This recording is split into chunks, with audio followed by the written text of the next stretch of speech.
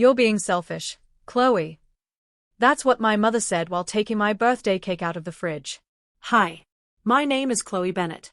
And my parents cancelled my 20th birthday because my older brother was having a moment. The kitchen smelled like vanilla frosting and lemon cleaner. Gold balloons floated lazily above the table. I had spent 2 weeks planning this dinner. Nothing huge. Just close family. Just once, I wanted to feel chosen. Upstairs, my brother slammed his door again. He feels overlooked, my dad said calmly, like we were discussing the weather. It's my birthday, I replied. And he's struggling, my mother snapped. Why can't you be understanding for once? Understanding. I watched her slide the cake back into the fridge. My name written in soft blue icing. Chloe, 20. My brother came downstairs, dramatic sigh ready. You always get the attention, he muttered. I stared at him. I get one day, I said quietly. That's one too many, he shot back. Silence fell heavy. My dad exhaled. We're cancelling dinner. We'll reschedule. When he's in a better headspace. Reschedule. Like my existence was an appointment. My mother started pulling down the decorations. The sound of tape ripping off the wall felt louder than it should have. Don't make this bigger than it is, she warned me. I didn't argue. I didn't cry. I just stood there, watching my 20th birthday disappear piece by piece. And something inside me shifted. They thought they were protecting their son. They didn't realize they were about to lose their daughter. And this time, I wasn't going to fight to stay. I waited until the house was quiet. My parents were upstairs, murmuring to each other about how difficult it's been today, my brother's dramatic sighs echoing down the hall. I didn't touch the cake. I didn't fight. I didn't argue. I went to my room instead. My small suitcase had been waiting for months, tucked in the corner like a secret promise. Clothes folded neatly, jewelry packed carefully, a few cherished books stacked beside it. Every item was a reminder of my independence, a quiet rebellion I hadn't needed to show yet. I slid my laptop into my bag. Financial documents, rent agreements, a few savings accounts, all my life quietly ready for the move I had been planning. They didn't know, and I intended to keep it that way. The smell of vanilla and lemon cleaner lingered in my nose, sharp, almost mocking. My balloons drooped near the ceiling, gold ribbons curled like the fate I had been handed. I touched one gently and let it go, watching it sway back into nothing. I paused, looking at the framed photos on my dresser, smiles frozen in happier times. Birthday parties, vacations, little moments where I had felt wanted. It hurt, yes. But it wasn't anger. Not yet. It was clarity. I pulled on a jacket, zipped it up, and tucked my suitcase quietly against the door. One last look at the room I had grown up in, the room they thought would hold me forever. Then I walked out. Down the stairs, through the living room, past the kitchen with my uneaten birthday cake sitting alone. My parents didn't see me. My brother didn't even look up. And as I opened the front door, letting the cool evening air brush my face, I realized I wasn't running away. I was finally moving forward. The city smelled different at night, cool air, faint exhaust, distant chatter of strangers. Every step I took away from that house felt lighter. For the first time, the weight of being invisible lifted. I found a small apartment downtown, quiet, rented in my name only. Nothing fancy. A single window overlooking the street. But it was mine. Completely mine. And for the first time, I realized that independence tasted sweeter than any birthday cake could. I unpacked slowly, deliberately. Clothes into the wardrobe. Books onto the shelves. My laptop onto the small desk by the window. Every object placed with care, like reclaiming space I had never been allowed to own. That night, I logged onto social media, not to brag, not to announce, but to watch. My parents' posts. Photos of them smiling with my brother. Dinner plates stacked high. Balloons still floating from the cancelled celebration. I let myself observe quietly. And then I saw it, cracks in their picture-perfect facade. My brother whining about attention, complaining publicly about boring dinners. My mother posting a forced smile next to him, captions overly cheerful. My father's subtle frustration seeping through in short replies. I didn't intervene. I just watched.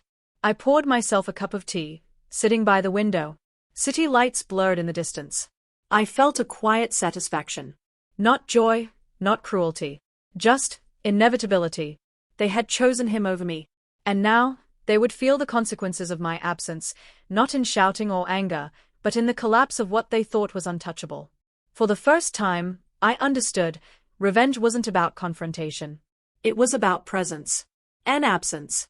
And for the first time, I was completely, undeniably present by simply not being there. By the fourth day, my absence was no longer invisible. My parents' carefully curated perfect life had small cracks. Every post on social media, every casual remark my brother made, every sigh from my mother, it all hinted at tension I hadn't needed to provoke. I watched them from my little window seat, a cup of tea in hand. The city hummed below me, indifferent. Inside, my apartment smelled faintly of lavender. Peace. Control. Contrast. My phone buzzed with notifications, messages from friends checking in. Simple texts, "Are you okay?" I smiled faintly. For the first time, no one was judging me, no one was controlling me. That evening, I decided to test the waters. I called my parents under the guise of casual check-in.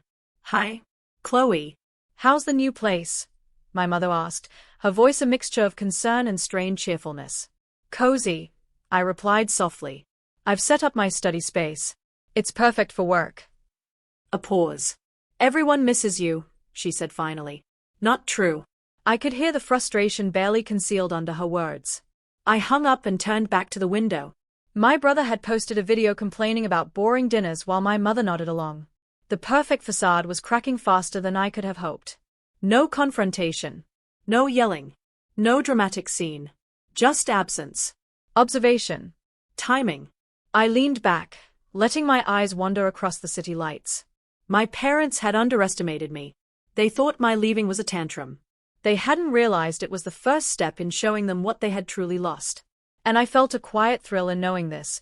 Sometimes the most devastating revenge is the one that doesn't announce itself. It simply exists, unstoppable, undeniable. By the fifth day, the cracks were widening. My parents' lives, once meticulously curated, were starting to unravel in ways they didn't notice. My brother's complaints became louder, sharper. My mother's smiles more forced. My father's sighs, heavier. I didn't need to intervene. I just observed. My little apartment became the command center of quiet satisfaction. Coffee in hand, laptop open, I watched their social media posts, small habits, and casual conversations. Each slip, each overreaction, each half-hearted attempt at maintaining normalcy was like a drumbeat, marking my silent victory. One evening, my phone pinged, a message from my mother. "Chloe, we really miss you. Can we see you this weekend?" I smiled faintly. They didn't understand. They thought pleading would bring me back. They hadn't realized absence was more powerful than presence when wielded correctly. The next day, I walked through the neighborhood market. Fresh bread, sharp scents of herbs, distant laughter from children playing. Normal life. Independent life. Free life. I bought a notebook and scribbled little notes, bills organized. Savings safe. Room cozy. Parents panicking quietly. That night, I scrolled through my parents' latest family photos. My brother's tantrum had caused tension at dinner. My mother looked tense, not radiant. My father's jaw was tight in every shot. The perfect life they had prided themselves on was collapsing, not with chaos, not with yelling, but quietly, painfully, without me.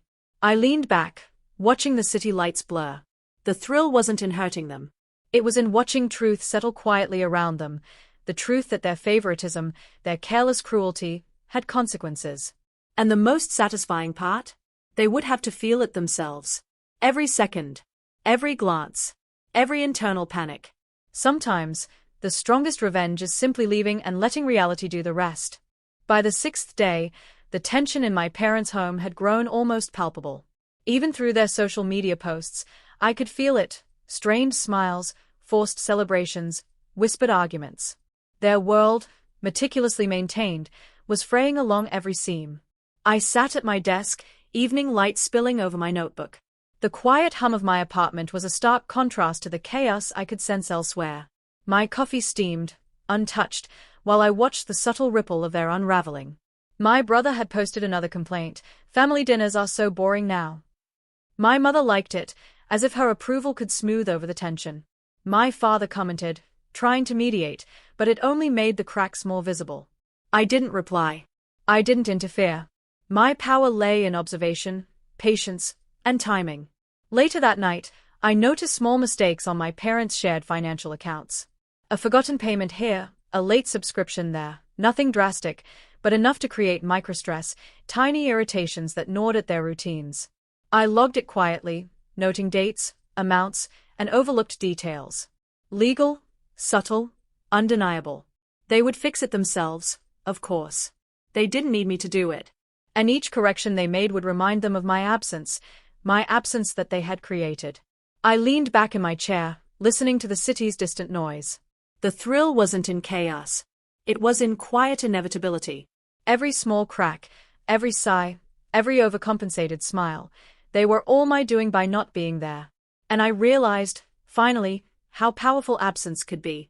The stronger the family's illusion, the more devastating its collapse when the key piece was removed. I sipped my coffee, faint smile touching my lips. Tomorrow, the consequences would be undeniable. By the 7th day, the house was no longer calm. Every post, every story, every casual remark my parents made carried tension. I could feel it even from my apartment, the way my mother's fingers trembled while taking photos, the way my father's smile faltered mid-conversation, the way my brother's complaints were sharper, louder, desperate for attention I wasn't giving. I didn't intervene. I didn't comment. I simply watched, quietly logging each slip, each small unraveling of their perfect facade. Their world had been built on control, on me being small and silent. Remove me, and suddenly, the foundation was exposed. Late that night, I scrolled through my father's work emails, the missed deadlines, minor miscommunications. Nothing catastrophic, but enough to cause stress he couldn't shake. The tension in the house mirrored the tension in their routines. Their so-called perfect life depended on my presence, and they had ignored me for years.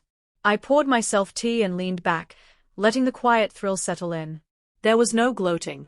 No revenge planned in words or chaos. Just observation. Just time. Just inevitability. I remembered the last time my brother had thrown a tantrum over tension, how my parents had rushed to soothe him while dismissing me. Now, it was different. Their panic wasn't audible, but it was real. Subtle. Unstoppable. Tomorrow, the final act would begin. The mistakes would compound, the emotional tension would peak, and the reality they refused to see would hit them hard. I set my cup down. City lights flickered outside my window. I smiled faintly. They had underestimated me once. They wouldn't get a second chance. The morning was bright, but the house felt tense. Even through the photos on social media, I could see it. The forced smiles, the carefully arranged dinners, the sharpness in my brother's tone. Their perfect life, built on favoritism and control, was unraveling. I stayed in my apartment, sipping coffee, watching. Notifications popped up, messages from friends, subtle "how are you?" from my parents. I didn't respond. I didn't need to. Their guilt and panic were louder than any words I could type. By afternoon, the mistakes had compounded. Missed bills, forgotten appointments, small arguments amplified by my absence. My brother stormed past the camera in another video, tripping over his own tantrum. My mother tried to soothe him, but the tension clung to her like smoke. My father's sighs echoed, strained, heavy. I leaned back, fingers interlaced, watching the invisible dominoes fall. Every crack, every falter, every forced smile, they were consequences of the life they chose for me. Then I sent one final message: I'm happy. Hope you are too. Nothing dramatic. Just truth.